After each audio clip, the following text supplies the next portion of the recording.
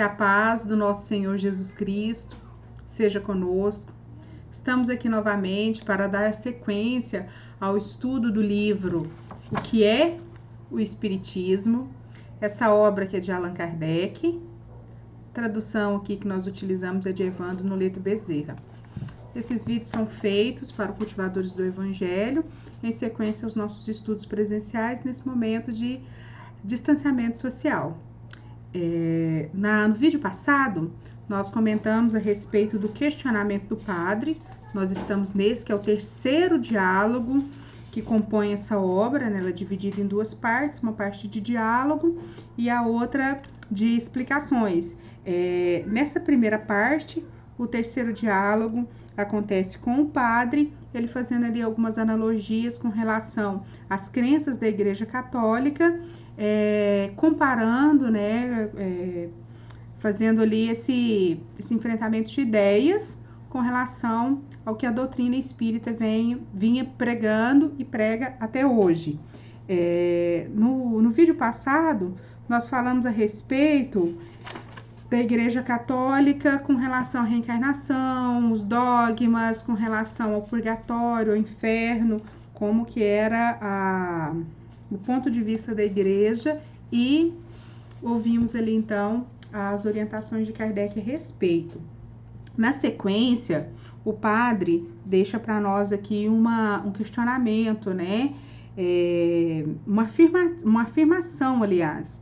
O Evangelho nos ensina que o anjo das trevas, ou Satã, se transforma em anjo de luz para seduzir os homens. Essa é a concepção, né, do padre, e baseada numa informação que a Igreja transmite. Segundo o Espiritismo, nos traz Kardec, e a opinião de muitos filósofos cristãos, Satã não é um ser real, é a personificação do mal, como Saturno era outrora a personificação do tempo. A Igreja toma ao pé da letra essa figura alegórica. É uma questão de opinião que não discutirei absolutamente. Admitamos, por um instante, que Satã seja um ser real. A Igreja, de tanto exagerar o seu poder, tendo em vista intimidar, chega a um resultado totalmente contrário, isto é, a destruição não somente do medo, mas também da crença em tal personagem. Segundo o provérbio, quem muito quer provar, acaba não provando coisa alguma. Ela o representa como eminentemente fino, sagaz e ardiloso. Mas, na questão do espiritismo, ela o faz desempenhar o papel de louco ou de tolo. Já que o objetivo de Satã é alimentar de vítima o inferno e arrebatar almas do poder de Deus, compreende-se facilmente que se dirige àqueles que estão no bem para induzir ao mal. E para tal fim, se veja obrigada a transformar-se, segundo belíssima alegoria, em anjo de luz e a simular a verdade. Como compreender, porém, que deixa escapar aqueles que já estavam em suas garras?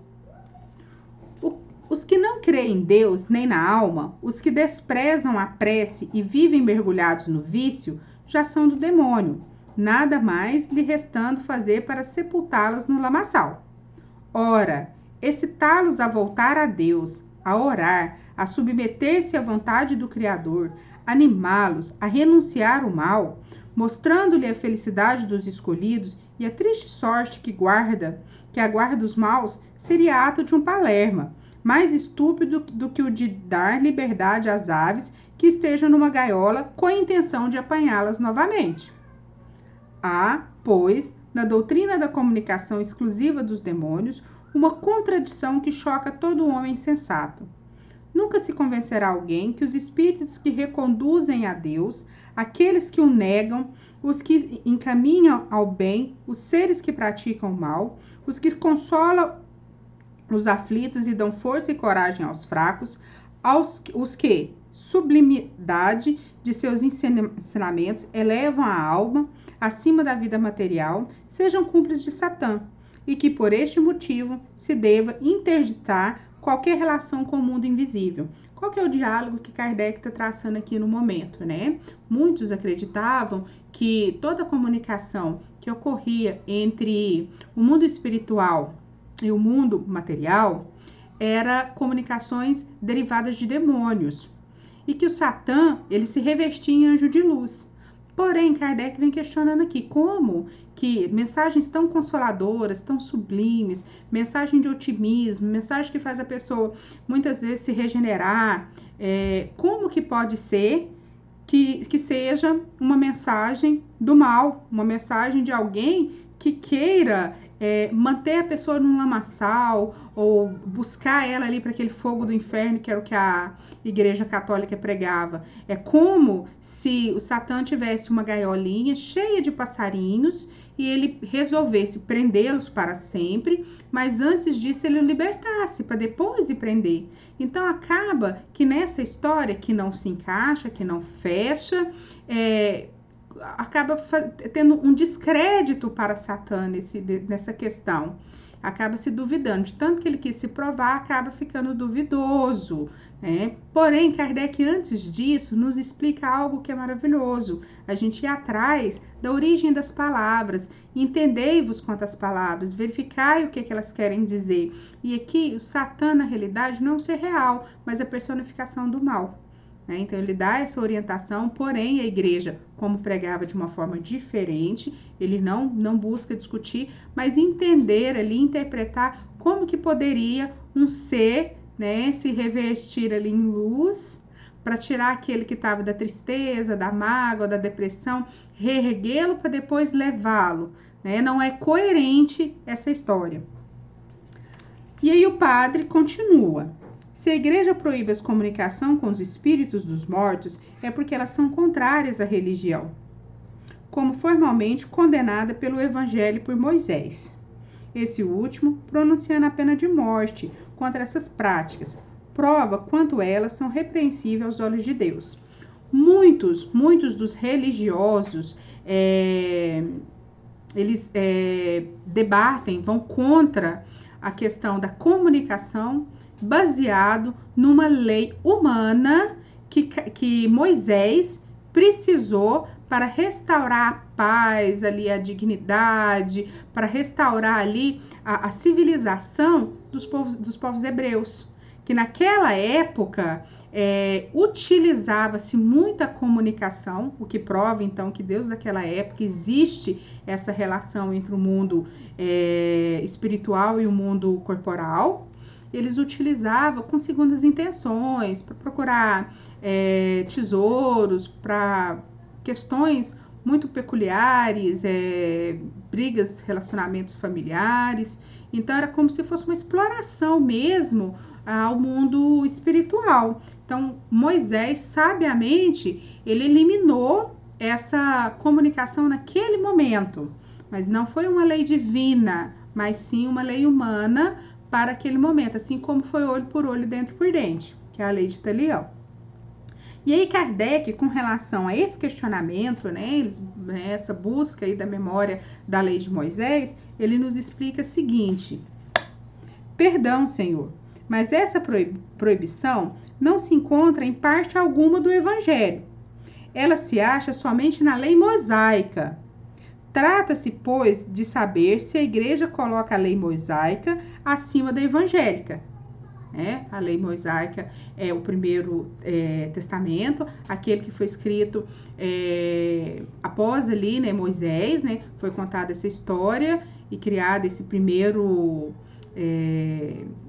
Bíblia, esse primeiro testamento. E depois a gente tem o do Evangelho, que é a época de Cristo e que foi feito pelos evangelistas. Então, nesse que foi feito pelos evangelistas, não existe essa proibição. Só existia na lei mosaica. E depois que a maioria ali dos cristãos, dos religiosos, eles aceitaram ali a vinda, né, do Messias, de Jesus, né, passou-se a utilizar, então, o Evangelho como base, e não mais as escrituras, as leis mosaicas. Porém, é interessante a gente estudar para entender a cultura e também porque Jesus sempre nos repetiu que ele não veio destruir a lei, mas apenas cumpri-la, né? Agora, qual lei que ele não veio destruir? Ele não veio destruir a lei divina, que essa é para sempre. Agora, a lei humana, que é aquela que foi feita para aquele povo, para aquela civilização, elas são alteradas de tempo em tempo, dependendo da nossa maturidade espiritual, dependendo daquilo que a gente consegue absorver, são criadas outras leis que vão reger uma sociedade. Trata-se, pois, de saber se a igreja coloca a lei mosaica acima da evangélica, isto é, se ela é mais judia que cristã. Devemos mesmo notar que, de todas as religiões, a que faz menos oposição ao espiritismo é a judaica, contra cujas evocações ela não invocou a lei de Moisés, em que se apoiam as seitas cristãs. Se a prescrição bíblica são o código da fé cristã, por que proíbem a leitura da Bíblia? Que diriam se proibisse a um cidadão o estudo do código das leis do seu país? A proibição feita por Moisés tinha então a sua razão de ser, porque o legislador hebreu queria que o seu povo rompesse com todos os hábitos trazidos do Egito, e entre eles aqueles que tratamos era objeto de abuso. Não se evocava os mortos pelo respeito e afeição que se votava a eles, nem com sentimento de piedade, mas sim como meio de adivinhar, como objeto de tráfico vergonhoso, explorado pelo charlatanismo e pela superstição. Moisés teve, pois, razão de proibi-lo. Se ele pronunciou contra esse abuso uma penalidade severa, é que precisava de meios rigorosos para governar esse povo indisciplinado. Por isso, a sua legislação era pródiga na aplicação da pena de morte. É, pois, um erro apoiar-se nessa severidade do castigo para provar-se o grau de culpabilidade da evocação dos mortos. Se a interdição da evocação aos mortos vem do próprio Deus, como pretende a igreja, deve também ser Deus que instituiu a pena de morte contra os delinquentes? Esta pena não passa a ter uma origem tão sagrada quanto a interdição. Nesse caso, por que não conservam também? Todas as leis de Moisés são promulgadas em nome e por ordem de Deus. Se creem que Deus seja o autor delas, por que não as observam mais? Se a lei de Moisés é para a igreja um artigo de fé sobre um ponto, por que não é sobre os demais? Por que recorrem a ela naquilo que lhes convém e rejeita quando não lhe interessa? Por que não se lhes seguem todas as prescrições, entre outras a da circuncisão, que Jesus sofreu e não aboliu? Havia na lei mosaica duas partes. Primeiro, a lei de Deus, resumida nas tábuas dos Sinais. Esta lei foi conservada porque é divina, e o Cristo não fez mais que desenvolvê-la. Segundo, a lei civil ou disciplinar, apropriada aos costumes do tempo e que Cristo aboliu. Hoje, as circunstâncias já não são as mesmas, de modo que a proibição de Moisés perdeu a sua razão de ser. Além disso, se a igreja proíbe a evocação dos espíritos, acaso poderá impedir que eles venham sem ser chamados? Não estamos vendo diariamente manifestações de todos os gêneros entre pessoas que nunca se ocuparam com o espiritismo e antes mesmo que cogitasse da divulgação? Outra condição. Se Moisés proibiu evocar os espíritos dos mortos, é porque eles podiam vir. Do contrário, essa interdição seria inútil. Se podiam vir naquele tempo, por que não poderiam vir hoje? E se são espíritos de mortos, não são exclusivamente demônios. Antes de tudo, devemos ser lógicos. Então, observar, né, a coerência da história, buscar sempre passar tudo aquilo pelo bom senso, pela razão, para que a gente seja coerente com aquilo que a gente está ouvindo, com aquilo que a gente vai formular de pensamento a respeito. Se a gente for levantar também, na igreja já teve várias comunicações, e as comunicações das aparições dos santos. Esse é só o demônio que pode comunicar e aparecer, como se explica essas demais. A igreja, segundo o padre, não nega que os espíritos bons possam comunicar-se, pois reconhece que os santos também se têm manifestado, mas não pode considerar bons aqueles que vêm contradizer seus princípios imutáveis. Os espíritos ensinam, é verdade, que apenas em recompensas futuras, porém de modo diverso do que ela ensina. Só ela pode julgar o que eles pregam e, portanto, distinguir os bons dos maus. Eis a grande questão. diz Kardec. Galileu foi acusado de heresia e de ser inspirado pelo demônio, porque vinha revelar uma lei da natureza, provando o erro de uma crença julgada inatacável. Foi condenado e excomungado. Se os espíritos tivessem, sobre todos os pontos, concordando com o ensino exclusivo das igrejas, se eles não proclamassem a liberdade de consciência e não condenassem certos abusos, teriam sido todos bem-vindos e não os qualificariam de demônios. Tal é também a razão pela qual todas as religiões, os muçulmanos como os católicos, por se julgarem na posse exclusiva da verdade absoluta, olham como obra do demônio toda doutrina que, do seu ponto de vista, não seja inteiramente ortodoxa. Ora, os espíritos não vêm derrubar a religião, mas, como Galileu, revelar-nos novas leis da natureza. Se alguns pontos da fé sofrem com isso, é porque, como na velha crença de girar o sol ao redor da Terra, estão em contradição com essas leis. A questão está em saber se um artigo de fé pode anular uma lei natural, que é obra de Deus, e se, por uma vez reconhecida essa lei, não será mais racional interpretar o dogma sem ferir a lei, em vez de atribuí-la ao demônio. Então, de tempo em tempo, nós vamos recebendo algumas revelações de acordo com a nossa capacidade de compreensão, de maturidade, de entendimento. Quando Jesus veio, ele precisou muitas vezes utilizar-se de parábolas, de uma história, para que a gente pudesse começar a plantar uma sementinha ali do entendimento. Quando veio o Espiritismo, ele fala a mesma coisa que Jesus falava, só que sem a forma alegórica, porque compreende-se que o homem avançou um pouco em intelectualidade, em moralidade, e tem uma base para compreender essas verdades.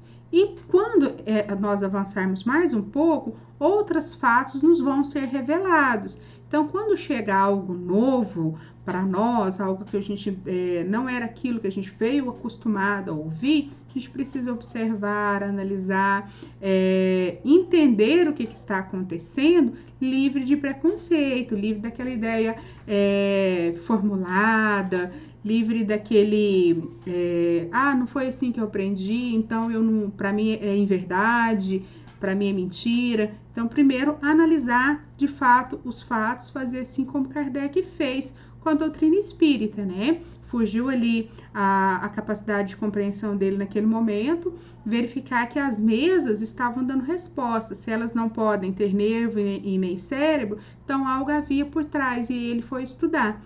E conseguiu estar passando para nós informações dessa doutrina tão maravilhosa. Às vezes outro em seu lugar que pensasse, não, isso é bobeira, isso não existe, ficasse com preconceito, nós não teríamos hoje a luz tão consoladora que é a doutrina espírita. Padre, deixemos a questão dos demônios. Bem sei que ela é diversamente interpretada pelos teólogos. O sistema da reencarnação, contudo, parece-me mais difícil de conciliar com os dogmas, pois apenas ressuscita a metempsicose de Pitágoras. Então, aqui, a gente sabe, através do Evangelho segundo o Espiritismo, que o único dogma que a doutrina espírita prega é o dogma da reencarnação.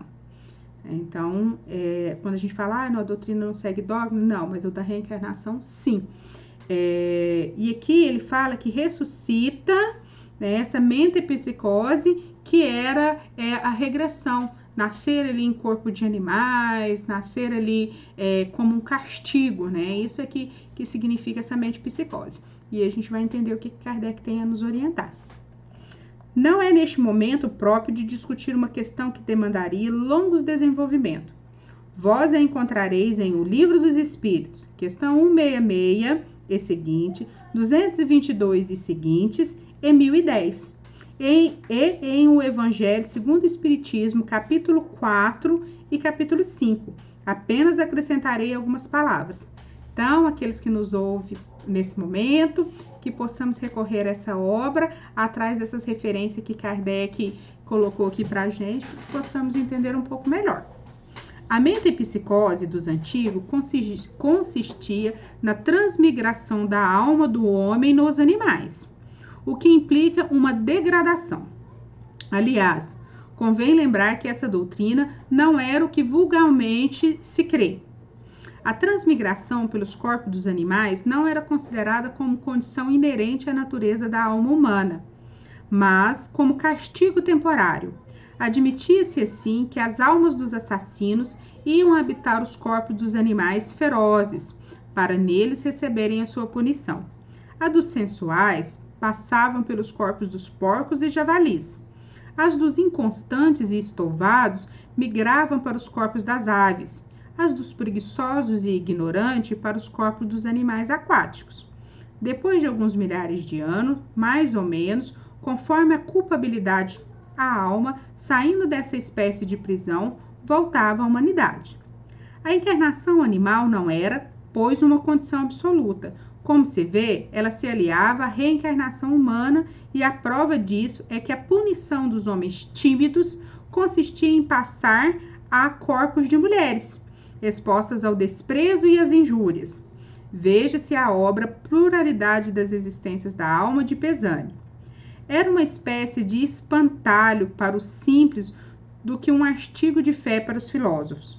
Assim como dizemos às crianças, não vos torneis más, senão o lobo vos comerá. Os antigos diziam aos criminosos, serei transformados em lobos, e hoje se diz, o diabo vos agarrará e levará para o inferno. São alegorias, né? Segundo o Espiritismo, a pluralidade das existências difere essencialmente da metempsicose, por não admitir a encarnação da alma humana nos corpos de animais, mesmo como punição. Os espíritos ensinam que a alma não retrograda, mas progride sempre. Suas diferentes existências corpóreas se cumprem na humanidade, sendo cada uma um passo que a alma dá na senda do progresso intelectual e moral, o que é bem diferente da metempsicose. Não podendo adquirir um desenvolvimento completo em uma só existência, muitas vezes abreviada por causas acidentais, Deus lhe permite continuar em nova encarnação, a tarefa que ela não pôde acabar em outra, ou recomeçar o que fez errado. A expiação na vida corpórea consiste nas tribulações que nela sofremos. Quando a questão de saber se a pluralidade das existências da alma é ou não contrária a certos dogmas da Igreja, limito-me a dizer o seguinte: ou a reencarnação existe ou não existe. Se existe, é que está nas leis da natureza. Para provar que ela não existe, seria necessário demonstrar que ela é contrária. Não aos dogmas, mas a essas leis, que há outras mais claras e logicamente melhor que ela, explicando as questões que só ela pode resolver.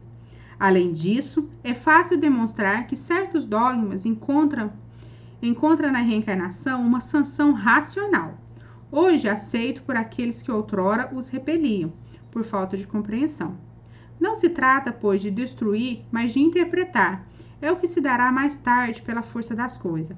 Aqueles que não quiserem aceitar a interpretação ficam inteiramente livres, como ainda hoje o são, de crer que é o Sol que gira ao redor da Terra. A ideia da pluralidade das existências se vulgariza com espantosa rapidez, em razão de sua extrema lógica e conformidade com a justiça de Deus, que fará a Igreja, quanto à reencarnação, for reconhecida como verdade natural e aceita por todos? Em resumo, a reencarnação não é um sistema concebido para satisfazer as necessidades de uma causa nem uma opinião pessoal. É ou não é um fato. Se está provado que certos efeitos existentes são materialmente impossíveis sem a reencarnação, é preciso admitirmos que eles decorrem da reencarnação. Logo, se essa lei está na natureza, não pode ser anulada por uma opinião contrária. Então, aqui não adianta um ou outro pensar que não existe, porque vai passar ali por essa fase. Não é o fato de uma parte da população não acreditar que não vão reencarnar de novo, vão porque é uma lei natural. E tem muitas coisas que é incoerente sem o benefício, né? Sem a reencarnação, porque senão nós só saberíamos hoje o que souberam aqueles primeiros primitivos que habitaram o planeta. Verifica-se que a partir do momento que vai nascendo mais crianças, vai renovando a população, o mundo ele vai conquistando